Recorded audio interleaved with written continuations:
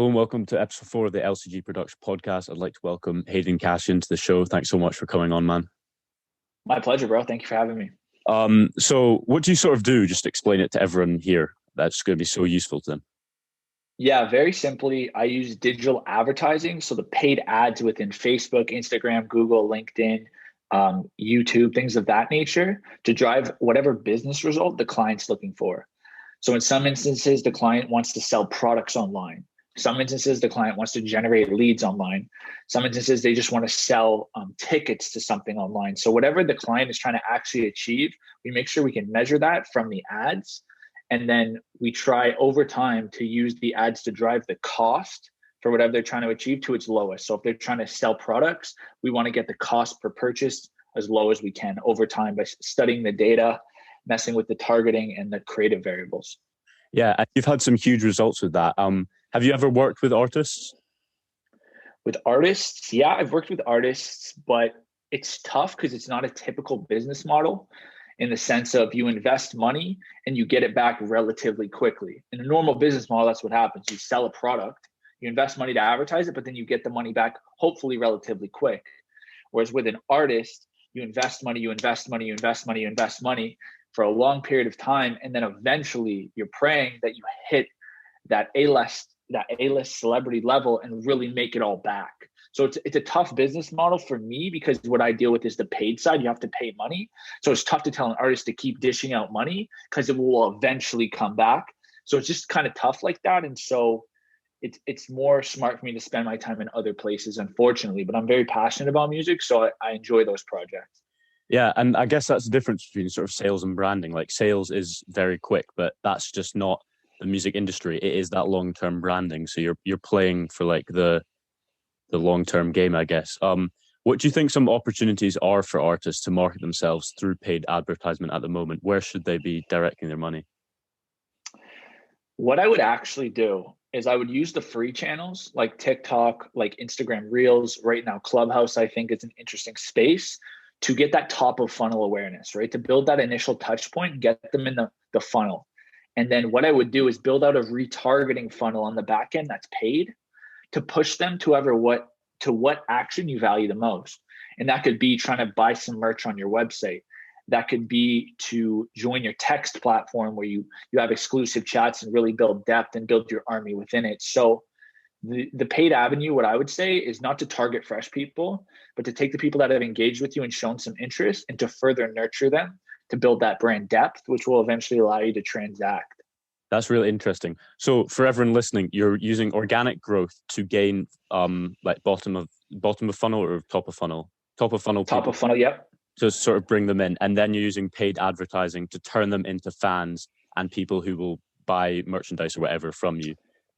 Correct? 100%. Yeah. So on things like YouTube, Facebook, Instagram, you can retarget people based on how much of a video they watch. So if you put out a minute video and you retarget people that watch 95%, that's some level of intent. You can also retarget people based on if they engage with you. So if they click like on your post or if they visit your profile. And then you can also retarget people who visit your website or your link tree, for instance. So if you have all your songs on your link tree, anyone that's gone there to click to listen, you could retarget them because they've shown intent that they actually like your music. Yeah, that's really interesting. So just to getting into details, what sort of retargeting should they be? Like Instagram stories, Facebook, where should we be doing that? I don't think it necessarily matters exactly where. I don't think that's the answer. I think it's much more like understanding what you're trying to achieve, right? Are you trying to sell the merch? Are you trying to build the text platform? And then just reverse engineering that goal into all the different avenues. Because as you grow, your retargeting audience will become bigger, depending on how big the window is. If it's a 30-day window or a 180-day window, it'll become bigger. But typically, it's never that big of a group that it's quite cheap to advertise towards, right? On Facebook, let's say it's typically like $7 to $10 to reach 1,000 people, right? So if you have 10,000 people that have engaged with you, it's only $100 to reach them. And they're a highly qualified audience, right? So then you could split that 100 between, 50 on Facebook and Instagram feeds, 50 on Instagram stories, things like that to maybe see what placement works the best. But the truth is, it's not actually going to be the placement that's the key.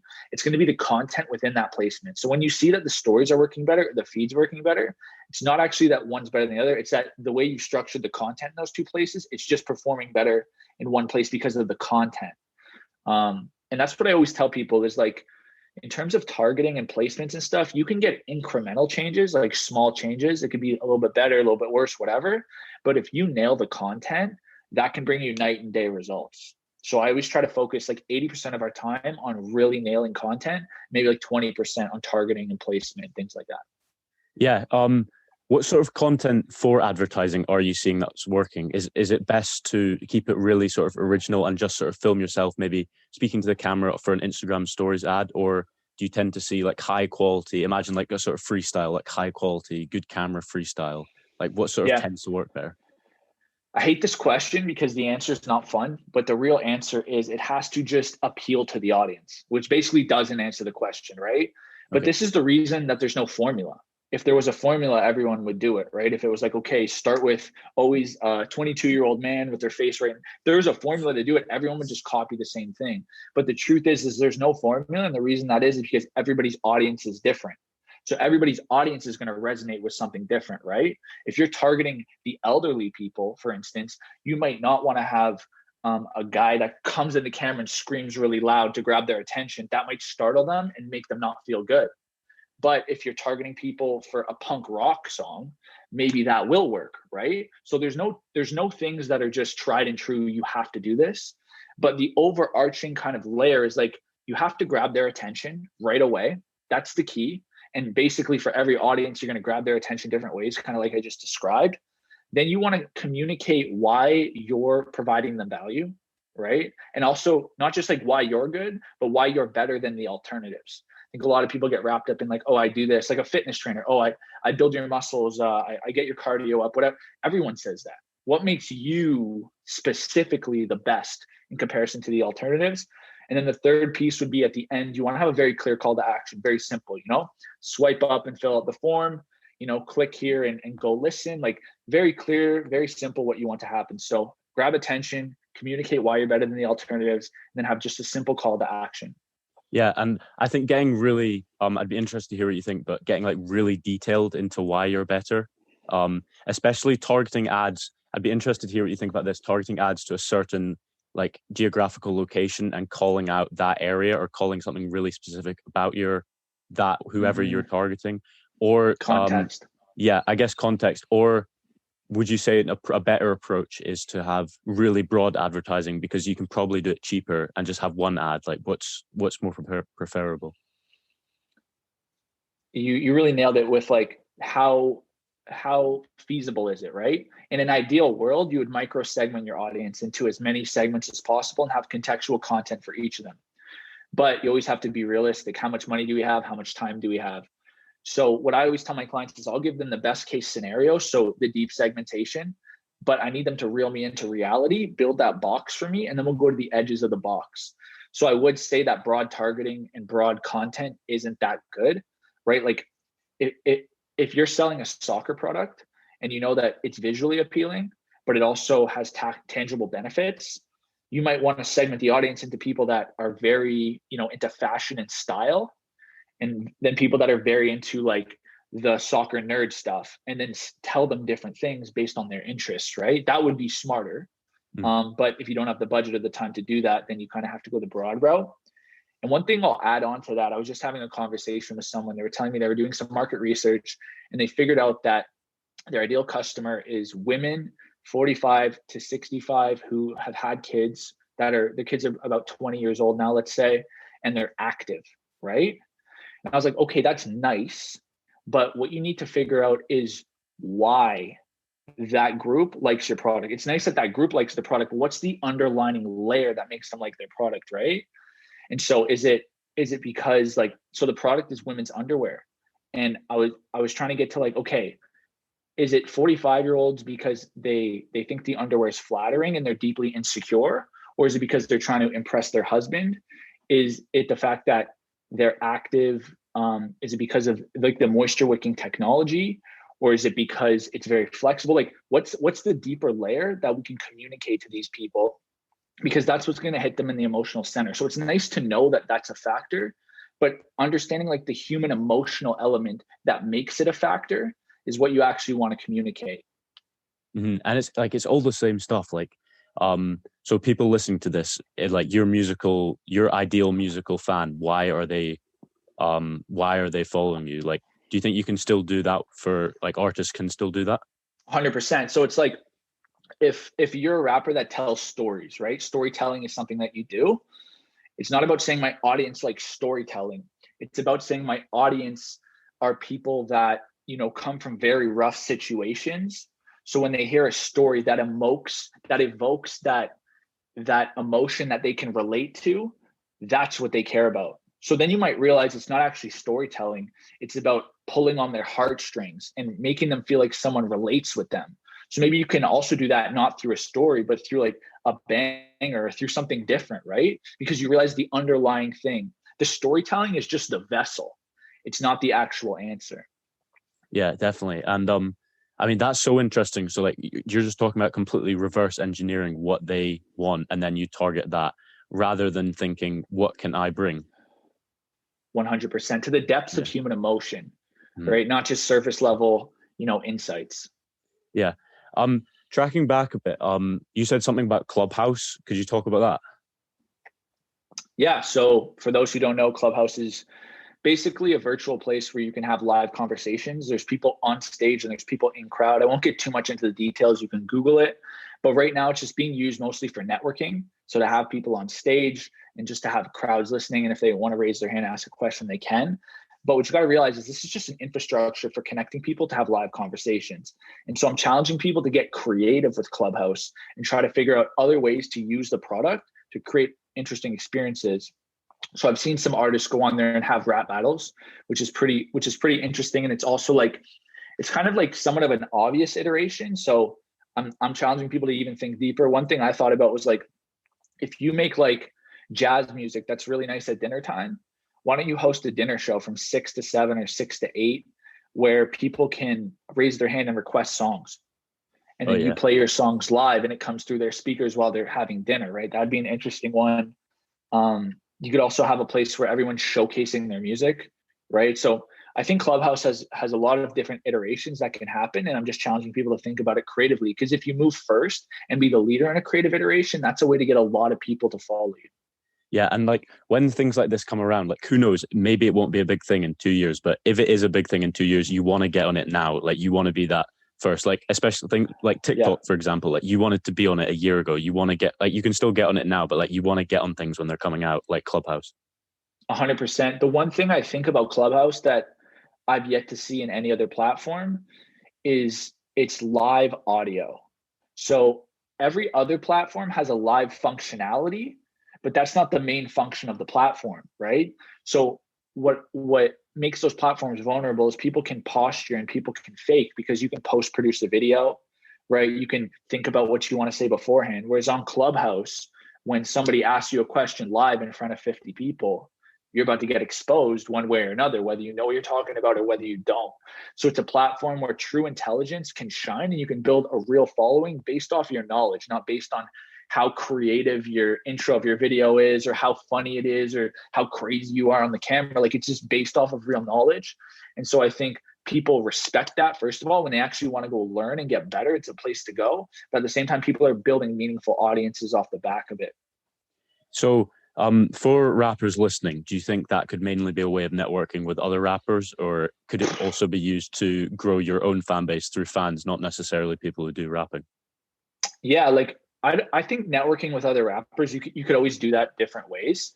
But I think this is a place to kind of combine everyone's fans and share fans in one very interesting experience, right? So I would link up with the 6 artists who are as big as you or around your size and have some sort of following. And I would create something where everyone comes in and listens to all these different artists and then votes or like interacts somehow.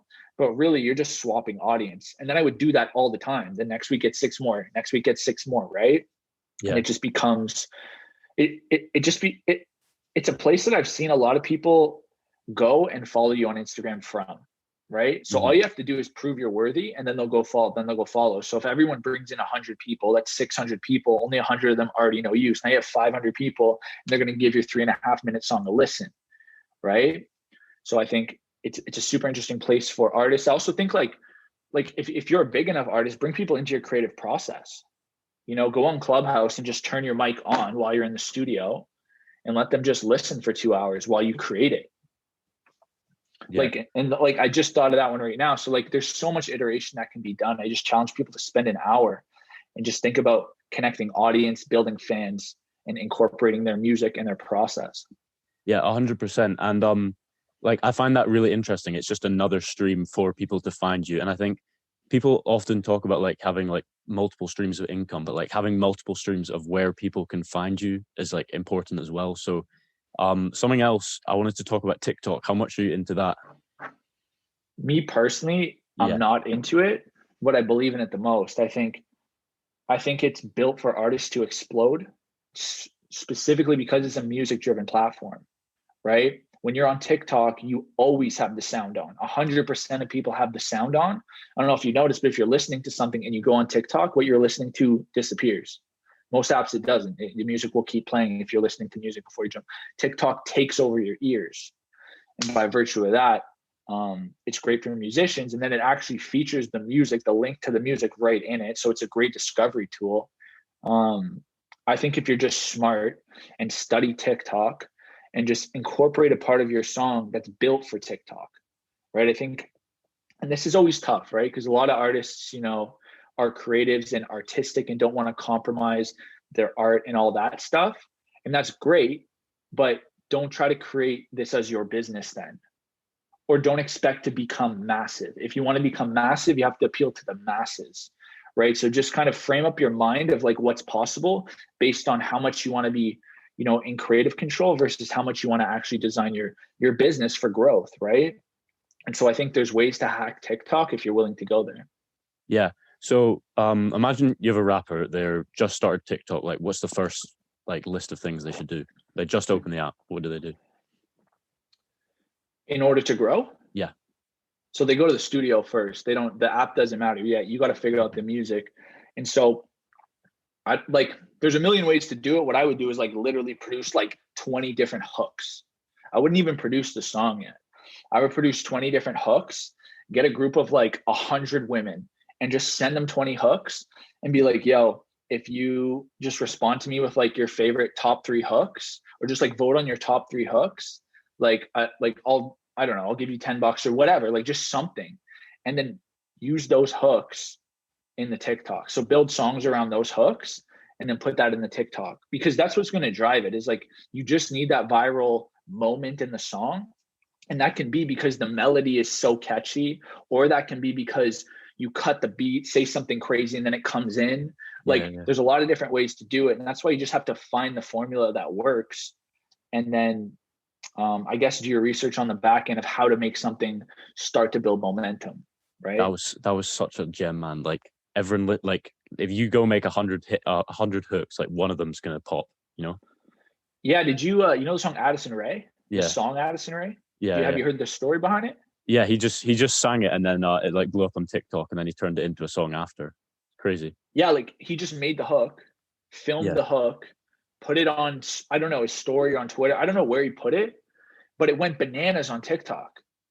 And then he went and made the song, right? Yeah. So it's kind of how I explain marketing to people these days. I'm instead of spending 10 hours trying to figure out the ideal marketing, why don't we spend 1 hour, just take the extra 9 hours we would have spent and produce all the ideas we have, instead of trying to narrow it down to the perfect thing in a boardroom. We'll produce everything. We'll put it into the ads, and within X amount of dollars, we'll have the data that will just tell us what's the best. We don't have to guess anymore. 100%. The data is coming in live. It's the same thing with music. Instead of spending 10 hours in a studio trying to make the perfect song, just make 10 songs in those 10 hours and drop them all. And 9 will flop and 1 may pop. And that one that pops covers everything else, right? I literally could not agree with you more. It's almost unlucky if you do post one TikTok, one song, and it blows up, you're just going to be chasing that and you don't know how the hell you got it. If you make 1,000 songs, 1,000 TikToks, and then one of them blows up, you know exactly what you did to get to that point. 100%. Like what I tell music artists a lot of the time is like to study the music industry, to understand why albums were created. They made sense back in the day. That form of music and distribution doesn't make sense anymore. You literally shouldn't even think about an album. The reason albums were created was because it was too expensive to put out one track, because you had to press all the CDs, ship it out. Like it was a whole thing. So the only way to actually build a system that made money and then you could tour off of it was to put things in an album form to create a CD that's worth enough for people to purchase, fall in love with enough songs that they'll purchase a ticket. It was a formula that made sense before the internet. And now the internet's come around. You got to understand that model doesn't work. Like even just thinking about an album, it's not smart for people that are trying to come up to drop an album. Once you're there, sure, drop the album because then you want to tour all the music. But as you're on the come up, you just need that one song. You want to give every single song that you have a shot. You want to swing the bat 300, 400 times and just try to hit a homer. Yeah, 100%. And like, so say you do have an artist, they're consistently dropping, like they listen to your advice. What sort of ads do you think they could be doing? Because I'm sure you probably know like pre-saves are so important for like Spotify algorithm, etc. What sort of ads, like type of ads specifically, could you be doing to get more Spotify pre-saves? Like I said, I would do the retargeting ads if you want to do ads, because at least that's people that are familiar with you, that have shown intent, that are likely to pre-save. But because of that, the audience isn't going to be massive. So sure, you run some ads and maybe you get a couple thousand pre-saves off of this. It depends how big your audience is, right? Which is nice. But if you're just running cold ads to people to pre-save your shit, the music has to be 10 out of 10 and the content has to be phenomenal. Like it's not easy, right? And I was explaining this to an artist the other day where it was like, he sent me a thing and he was like, this guy says like running ads for music's good. Like what's up with it? And then I looked at it and his cost per click was 10 cents, right? And so when you scale that out to get 1,000 people to click, which doesn't even mean they're going to stream it, but to get 10,000 people to click, to get 1 million people to click to your song, it would be $10,000.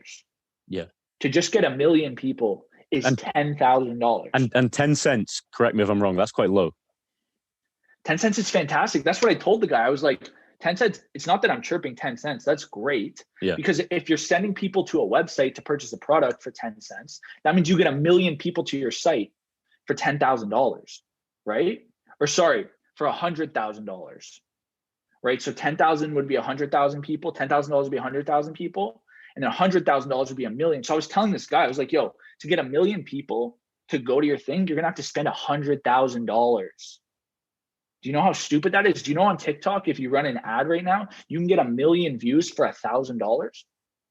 You can make something go viral on TikTok for $1,000, right? 1 million for 1,000. So why are you spending 100,000 for 1 million? Is this with TikTok ads?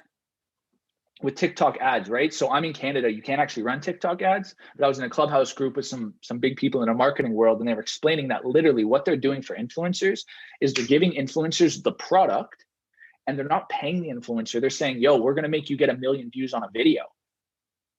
Yeah. Right? And so the influencer's pumped because they're about to have a free viral video. And then the company's pumped because they're about to get 1 million views on their product, and all they spend is $1,000 on the ad. Yeah. So right? I literally have no idea about anything about TikTok ads. What's your opinion of them? Like, how targeted can you be, and sort of just like how like roughly I said, does it work? I don't know shit about TikTok ads because it's not available in Canada. But this was on a Clubhouse group that they were just explaining this new strategy. And so when you compare it to a Facebook ad versus a TikTok ad, it's not even close. And so in order to get saves on my song, like I would just be kind of honest with myself in the sense of like, people that don't know me and aren't already fans aren't going to go save a song they don't know. You know what I mean? That makes no sense. Yeah. And so I would just flip the strategy and I would say, okay, anyone that knows me, we'll retarget them and try to get them to save.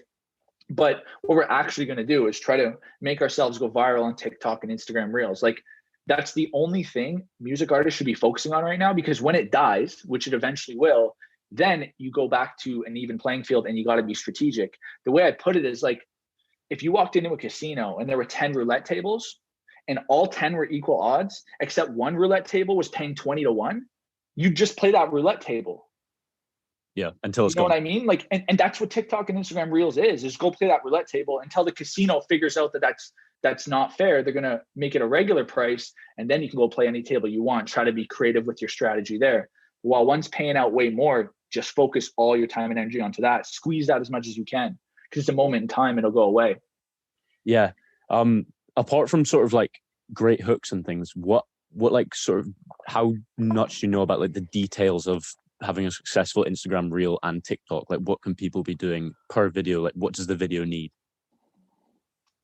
Yeah, like I said, it's a shit answer, but it has to grab attention, like in the first second, right? And that could be, the cliche attractive girl showing her ass in the video, that grabs attention.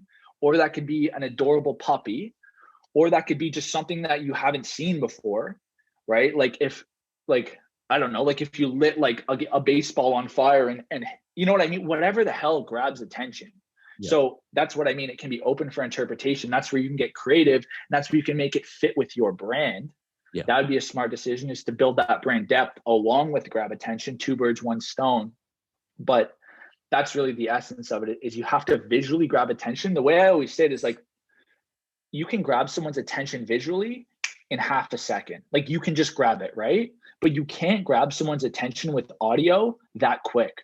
You need a couple seconds to feel it. If it's music, right? You can't feel a hook in half a second. That goes against feeling it. You got to vibe it a little bit, right? So you need the visual to instantly grab attention, to buy you time so that somebody can feel the audio and then get sucked into the audio. Yeah. And like, I think we also need to understand how much work it's going to take to do that. Like, you need to be making, in my opinion, you need to be making like a lot of TikTok and Instagram Reels to find out what's going to work. Because like I've been speaking to people, they're getting really annoyed because they're spending 2 hours doing a freestyle and then posting on TikTok and it's getting 200 views. The lighting's bad. The lighting's bad. It doesn't look too great, but it's a good freestyle. So like, for people like that, what would you say to them? Like, they just need to creating more, and visually is the important thing.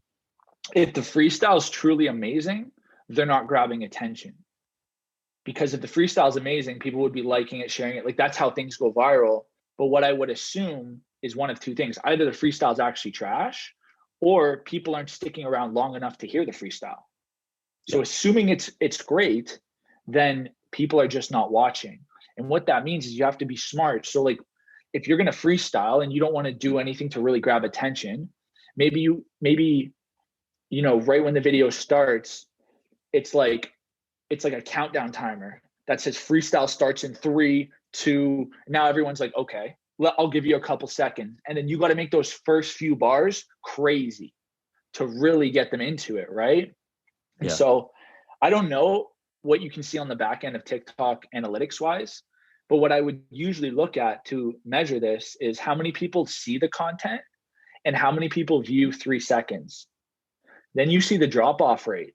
If 100 people see it, but only 3 people view, that means you're not grabbing attention. So I call that ratio the thumb stop ratio. How many thumbs did you stop? Yeah, 100%. And mate, I know we've not got too long left. So one more thing I just wanted to ask about quickly was what's your opinion on ads that directing people to sort of gain like cheap Instagram followers? Because I know a few rappers who are doing that right now, because they're basically trying to gain their credibility by running sort of cheap. What they're doing is cheap retargeting ads. So you can get like 1 cent cost per click. You can gain followers through that. And the whole thinking behind it is by having like a few thousand followers, you're going to look more important. But I don't think that's too important. But like, what's your sort of opinion on that stuff? Just give me 1 second. There's just somebody at the door. Okay. Okay. No problem. No worries. No worries. Cool.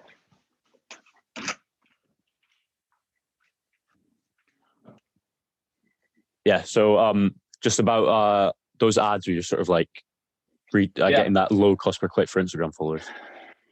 So low cost per click because they're retargeting people that have already engaged with them? because it's so broad. So they're basically not nailing it down at all to anything, and like you're getting a lot of really cheap, I guess like low quality followers from like like not America and the like UK basically. Like they're a lot more likely to follow.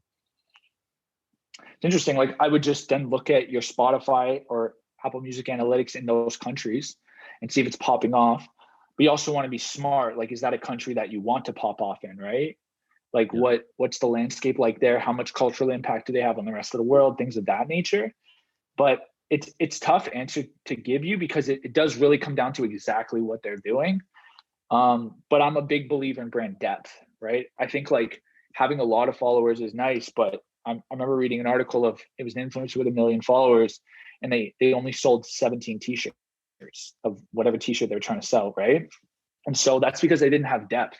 That's because people followed them for certain reasons, but not because they actually like value their opinion and want to support them financially, right? It's the classic dilemma with like a 6ix9ine, let's say, right? He can put out content and get all these followers and all this stuff, but is his music popping? Is he selling out shows? Things of that nature. You hear all the time of artists like dropping and flopping, right? Especially on second, third projects. And it's just because the crowd came for either because the music was great the first time or because they were doing antics on the Instagram. They got the attention, but they got attention for the wrong reasons, right? So for me, it's like, if I want to get followers, if I want to get engagement, all that type of stuff, I'll just post babies, I'll just post puppies, I'll post shit like that, get tons of people. But when I want to sell my marketing agency and get people to come do business with me, that's not the right audience, right? Yeah. So I think people get caught up too because these metrics are front facing, like the world sees your followers and things of that nature. So insecure people feel the need to get those up. But the truth is like, it doesn't lead to business results necessarily. And also you got to figure out your own business. Like for me, as an agency, I don't need thousands of clients. Like that'd be nice, but I don't need thousands of clients, right? I just need a core X amount of clients. And so getting tons and tons of followers isn't actually necessarily the best strategy. It's about getting the right followers. Whereas if you're a t-shirt company and you want to make, tens of thousands of sales, then maybe you should try to get a lot of followers because you're trying to get as many conversions as possible. So once again, about reverse engineering your goal. Yeah. The other thing about followers, think like what happens if Instagram disappears tomorrow? What are you going to do with that? Like MySpace, there's a lot of artists who were huge on that and then died. So like you need to be not just getting followers, you need to be getting fans. And a lot of people find Instagram annoying because Instagram's the absolute sort of like hub of social media at the moment. Like it's like whatever you want to call it, but it's very hard to get like high engagement. Like a good post, you might get 60% of your followers seeing it. Where do you see the future of that going? Like, should people still be seeing Instagram as their sort of main like hotspot for bringing people to? Because like it's hard to think of anywhere else. I think Instagram is your landing page, right? If that makes sense. Like, how a website will have a landing page before you get to the site? Yeah. I think this is the landing page before the website landing page. It's like your business card, right? It's like your portfolio. It's culturally relevant on Instagram. People understand that like that's where you house your public persona in all different fields, right? On LinkedIn, it's just business. On Facebook, it's like personal and family. But on Instagram, it's like a general public type of persona. And I think it's really established itself like that. So I wouldn't discount it. I would just understand that organic reach is going down. So when you post stuff, don't try to get as much organic reach as possible. Post it because you want it to be your landing page, right? My last post was about how to grow as a rapper on Clubhouse. I know most of my, like 99% of my followers aren't rappers. So I know that they're not going to give a fuck about that content, but I wanted to put it there because when 1 or 2 rappers come through and I want to do business with them, I want them to see that content. So for me, it wasn't about getting the followers. It's about establishing a stake in the ground of my opinion on the platform early to show I'm an expert, right? So once again, reverse engineering your long-term goal. Yeah. And one thing I would say too, like a lot of people, yeah. What's up? No, you can keep going. You froze there. Can you still see me? Okay. So, and then, and then the last thing I would say is like a lot of people like see where Instagram's going, but don't understand that like they can switch it too. They could turn the organic reach back up. They can do what Clubhouse just announced the other day and start putting in features that will allow you to make money, right? Instagram might give me a feature, let's say, that allows me to get tips on my posts, right? So instead of like, trying to get 500 likes, Now I'm trying to make $100 a post, right? So you don't know how they're going to iterate. So don't write it off because of where it's trending. Understand Mark Zuckerberg and the Facebook Inc. community is extremely smart, and they're not going to let a platform die. They still haven't let a platform die.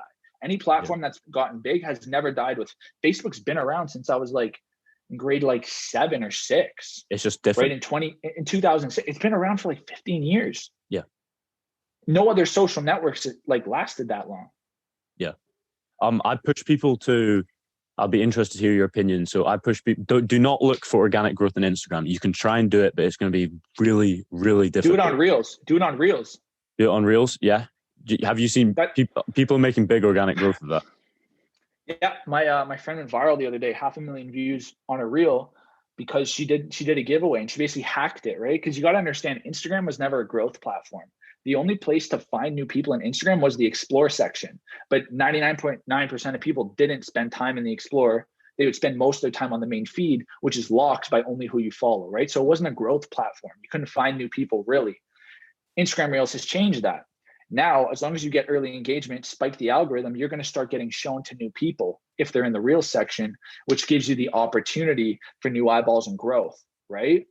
So Instagram has now created that opportunity in the Reels section.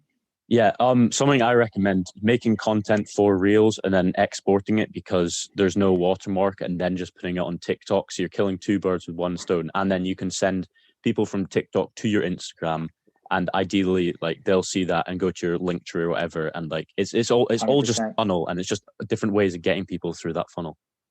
Yeah, and one other thing to note is the value of a follow. On Instagram, the value, people think about a follow and they don't compare the values. On Instagram, there's a lot more value because 90% of people are still in their main feed, which is only who they follow, right? So you have a high chance of keeping someone's attention once they follow you. Whereas on TikTok, I know people with 3 million followers who on some of their most recent videos can't even get 10,000 views. And then some do 2 million views. And so on TikTok, having a follower doesn't guarantee that they're going to see your stuff, because everyone's still in the For You page, which sometimes shows your followers, but most of the time is algorithmically programmed to show you what you want to see. Yeah. And so a follow on TikTok is not as valuable. I do think it's a great branding platform. You want to put your name there, make everybody remember your name. But if they follow you, it doesn't mean that much. Yeah. Look, mate, I know you're busy. Just one more thing before you leave. Where do you see the future of social media marketing going in the next 5 years, if you had to predict? I mean, I think it's going to go to the voice, and I think it's going to go to more live behaviors in terms of targeting. So obviously Alexa's, Google's, Homes, things of that nature. How are digital marketers going to advertise in that platform? No longer visual. Although there might be a visually assisted monitor, let's say in your kitchen or on your television or something like that, but not always visual. How do you now work with somebody's ear to get to their mind without visuals attached to it? That's going to be an interesting challenge. It's also going to tighten up the marketplace, because with your eyes, you can scan stuff quick. With your ears, it goes one by one, right? So it's going to be a lot less options, let's say, when you're in a feed. And so the prices for that will go up, and the way that you communicate will be very different. And then I also think, like with wearable tech, there'll be more live reads on people, right? So on Spotify, for instance, I put out a piece of content where they know what your mood is based on what playlist and what type of music you're listening to. And then you can actually target people based on their moods in Spotify. I think this type of targeting is going to expand across different networks. I think on Facebook, they have the like, how are you feeling right now section. They changed the likes to different type of emotions. They can start to understand your true emotions in the moment. So I think potentially live mood targeting will become something that is established in different places. Yeah, that's so interesting. And it'll be interesting to see how that is used in music. Where should everyone find you? Hayden Cashion on Instagram and on LinkedIn. That's HaydenCashion. Cool. Thanks so much for doing this. My pleasure.